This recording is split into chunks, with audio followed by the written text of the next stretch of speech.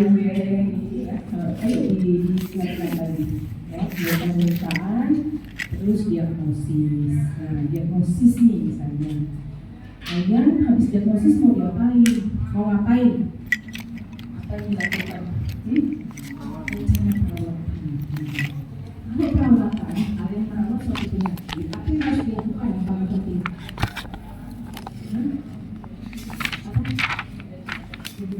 Penyakit itu sama dengan diagnosis nggak? Jadi apa? Kita udah tahu nih diagnosis, terus kita rencana perawatan. Nah, rencana perawatan, ya ini. Jadi ini nyambungnya di situ. Jadi itu mendapatkan suatu hasil perawatan yang baik. Semua penyakit apapun itu ya harus menghilangkan apa ya? Penyebabnya. Jadi ini penting ya ya. Oke. Kalau kalian dalam merawat penyakit khususnya sekarang ya, penyakit periodontal, diabetes, periodontitis ya paling umum. Kalau tidak menghilangkan etiologinya, apakah akan sembuh? Ya, mungkin sementara. Ya, simptomatis aja hilang sebentar, tetapi karena etiologinya masih ada di situ, dia akan terjadi lagi nggak penyakitnya?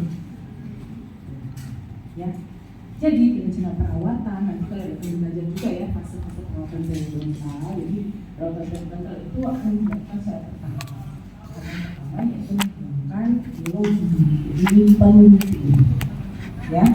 Kalian pahami. Sebenarnya nggak susah. Ya, jadi kalian tahu tadi yang menyebabkan inflamasi apa?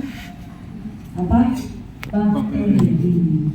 Itu aja pegang dulu ya, tanam dulu. Oke, mulai ya.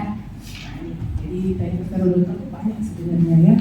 Yang paling umum adalah tipis dan periodontitis. Nah, ini tipis dan periodontitis ini dia bersifat inflamasi ya, karena namanya itis-itis ya, pokoknya semua yang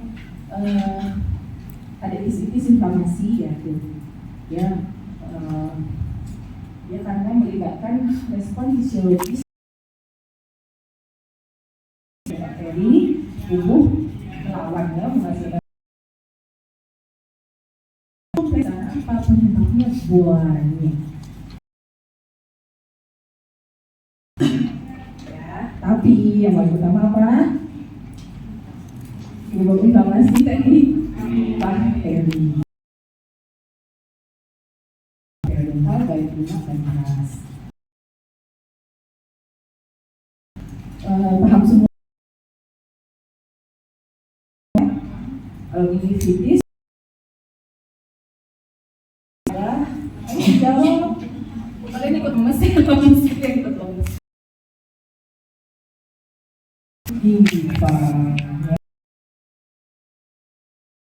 Berarti dia sudah mengenai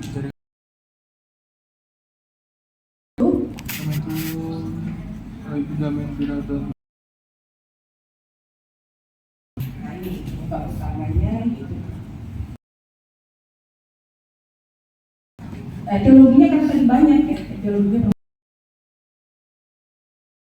ya, ada yang lokal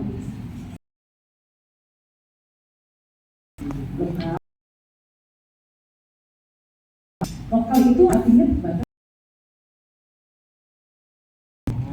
ya, lokal aja di sini di mana di tempat itu aja. Nah, ini seluruh tubuh, berhubungan dengan seluruh tubuh.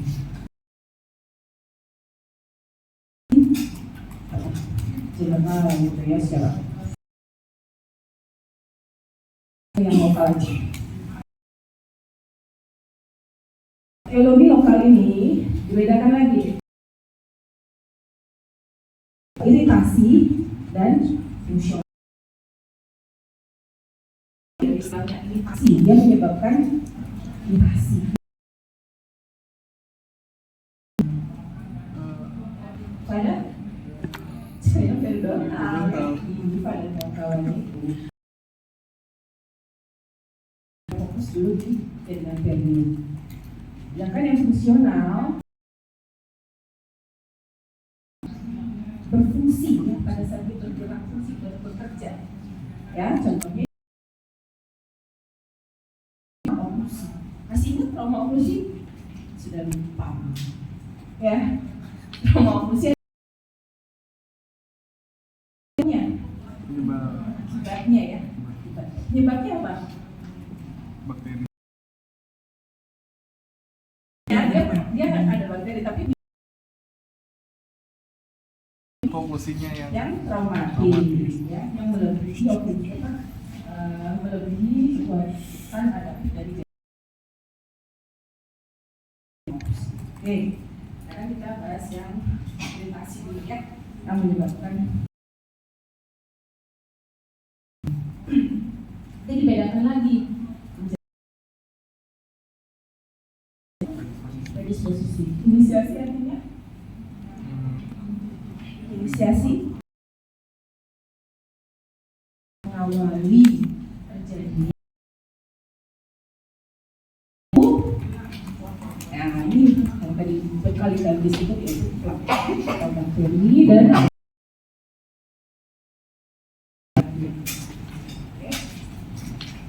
faktor predisposisi ya. Oke, paham ya sampai sini? Sekarang kita masuk ke faktor inisiasi. Ya, udah tahu tadi yaitu bakteri. Plak itu di mulut ya, dental plak. Kita khusus tidak yang lain tapi di mulut konsepnya, tapi kita ini kan tidak steril ya. Pasti ada ini yang sekarang saya terbantu itu masih operasi itu ahli membaca jurnal ya. Ada lebih dari 500 spesies ya, mikroorganisme di dalam ruang mulut. Mikroorganisme ini, organisme ada apa lagi? Apa?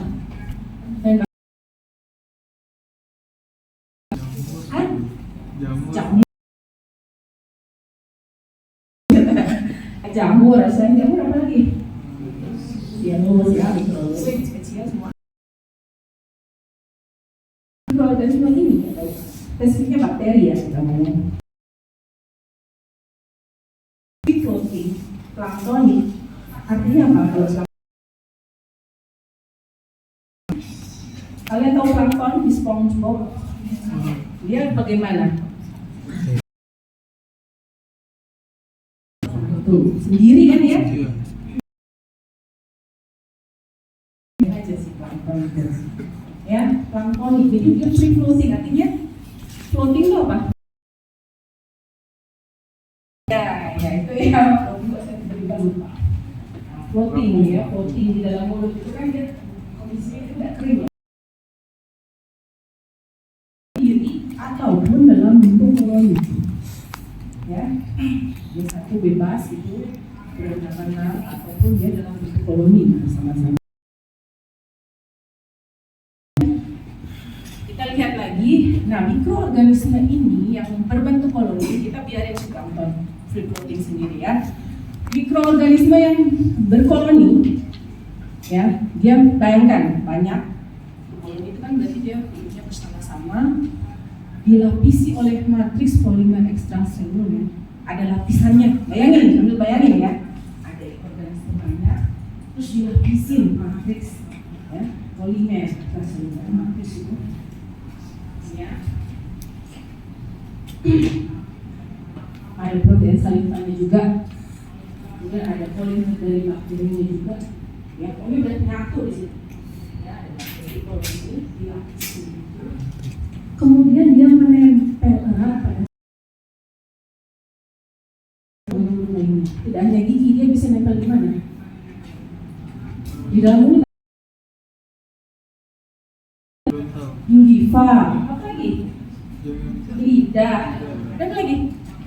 mucosa, palatum, nanti semua ya. Itu struktur rongga mulut itu ya. Itulah yang dinamakan biofilm atau enggak. Dulu kita manggilnya biofilm.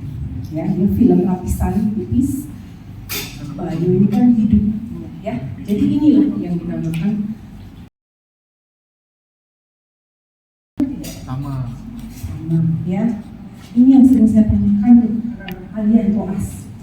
Jadi saya pengen membuat mereka malu ya, tapi dari berapa yang saya tanyakan itu, aduh saya nangis setelah saya ya. Ini ya, kalian pegang, ya. Nanti kalau ditanya apa, itu apa, inilah. Tapi dia bersama-sama ada habisnya melekat erat pada permukaan dia yang lain. Itu namanya. Itu namanya nih loh yang merah-merah ini. Ya, paham? Sudah tahu, sudah kebayang bentuknya apa? Bentuknya seperti apa ya? Oke. Ini mungkin ada campuran ya. Jadi kita tidak hanya aja dari hidup saja mikroorganisme ya, bukan bakteri, ada bakteri, virus, kemudian 30%-nya lain keluarga sel kita, mungkin ada sel-sel yang lepas, ada sel-sel masal, infeksi, ya. Yang besar ada apa? Nah, ini ada satu istilah lagi yang harus kalian tahu. Ini dia berbeda ya dengan plak, namanya acquired pellicle biasanya. Ya, dia adalah komponen protein, dasar dari saliva. DCF itu apa? DCF itu apa? Nah, dengar? Pernah dengar nggak kira-kira DCF itu apa? Hah? Reticular fluid. Dalam ini kira-kira apa? Dia ada saliva, DCF dan murni. Ini suatu apa ya? Seperti cairan itu. Cairan apa sih? DCF. Gingiva. Crevicula cairan sulcus gingiva. Crevis itu dan sulcus sama ya, sulcus. Gingiva cairan sulcus gingiva. Jadi di gingiva, di sulcus itu dia ada cairannya. Ya, dia berbeda lagi dengan saliva. Dia juga ada bakteri, ada juga jaringan dari pus tadi ya. Kemudian ini ya, dia terbentuk berapa menit setelah gigi dibersihkan. Walaupun kita sudah bersih sikat gigi, bersih, keser, langsung dia akan terbentuk pellicle. Jadi secara alami dia akan terbentuk. Ya, karena dia merupakan lapisan pelindung dan pelumas permukaan gigi, tempat pelekatan bakteri. Ya, tadi ingat bakteri itu apa? Bentuknya plak ya, biofilm. Tapi dia akan menempel di sini. Jadi kalau secara urut-urutan gigi, bersih, terus siapa yang nempel dulu? Oh, acquired GCS. Acquired pellicle. Bukan pellicle ya, dia isinya GCF dan lain-lain ya. Pellicle itu campuran dari dia langsung akan dalam sistem pellicle. Kemudian baru ditempeli oleh bakteri ya. Lagi. Nah ini kalian baca dia ini teoritis banget lah. Dia masih guna. Ya, dia prediksi 1 sampai 2 hari kan lama karena dia berkoloni-koloni, dia perlu waktu untuk tumbuh koloninya itu. Kemudian mata ya, biasanya biasa harus pakai apa namanya? Bantuannya namanya apa?